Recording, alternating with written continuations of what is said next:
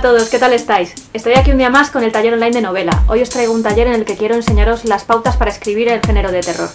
Me imagino que a muchos os gusta mucho este género y bueno, a los que no os animo a que probéis también. Y bueno, también tengo que dar las gracias en este vídeo a mi amiga Tatiana Ruiz, que es una escritora brasileña, está especializada en relato y en terror también, y ella me ha ayudado a preparar este vídeo, así que bueno, empiezo ya mismo con la explicación. Como podéis ver, este taller va a constar de 6 apartados. Punto 1. Conoce el género. Punto 2. Selecciona el miedo que será el centro de tu historia. Punto 3. Crea la ambientación adecuada para ese miedo. Punto 4. Crea personajes fuertes, pero con debilidades. Punto 5. Haz crecer el suspense hasta llegar al terror. Y por último el punto 6. Piensa en un final que esté a la altura. Espero que el resumen haya quedado claro y vamos ya al taller. Para empezar, conoce el género. Empieza por leer terror. Así irás viendo cómo suelen estructurarse este tipo de historias, cómo se va trabajando el ambiente y se va creando esa sensación de miedo. Para ello, busca a clásicos y maestros. En principio, no te vayas a leer blogs de terror. ¿Por qué? Pues porque podrías encontrar a algunos buenos autores, pero también a otros que no serían tan buenos. Algunas recomendaciones de relatos de terror que puedes leer para empezar a entrar en materia son los siguientes: El monte de las ánimas, de Gustavo Adolfo Bécquer; El gato negro, de Edgar Allan Poe; La declaración de Randolph Carter, de Lovecraft; La noche boca arriba, de Cortázar; o El extraño caso del Dr. Jekyll y Mr. Hyde, de Robert Louis Stevenson. Pero no olvides que estos son textos para aprender, no para copiar. Punto 2. Selecciona el miedo que será el centro de tu historia. Piensa que el miedo no tiene por qué ser algo exageradamente raro o sobrenatural.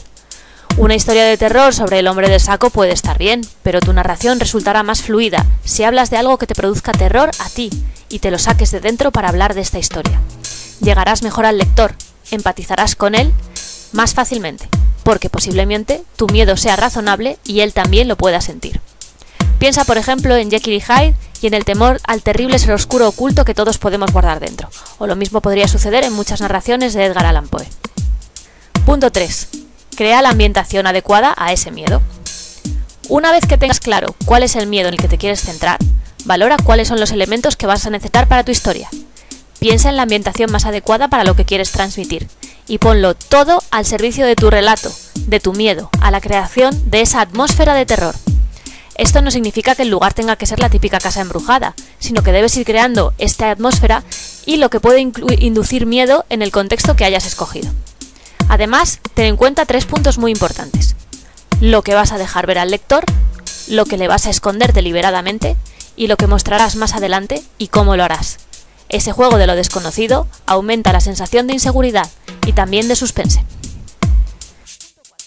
Punto 4. Crea personajes fuertes, pero con debilidades. Si trabajas en un personaje asustadizo, el terror se diluirá. En cambio, si trabajas con personajes con pocos temores o con miedos escondidos y utilizas esas inseguridades ocultas como la única vía para destruirlos, como centro de tu argumento, el sentimiento de miedo cobrará mucha más fuerza, pues dejará al personaje indefenso, intensificará esa sensación de terror. Punto 5. Haz crecer el suspense hasta llegar al terror. Ten en cuenta que en la mayoría de las historias de terror se juega con el propio miedo, con el suspense y en algunos casos también con la carnicería.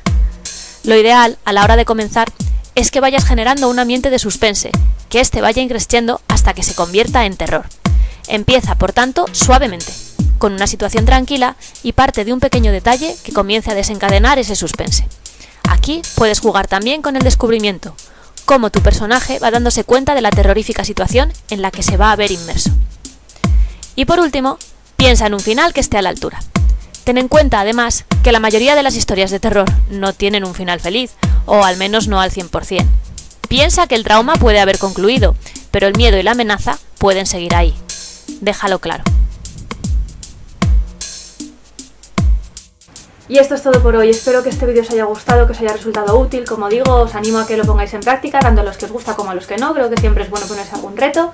Y como siempre os doy las gracias por verme, le doy muchísimas gracias a Tatiana por haberme ayudado a preparar este taller. Y bueno, os animo a que me sigáis en las redes sociales, a que sigáis también por el canal y espero veros en un próximo vídeo. ¡Hasta luego!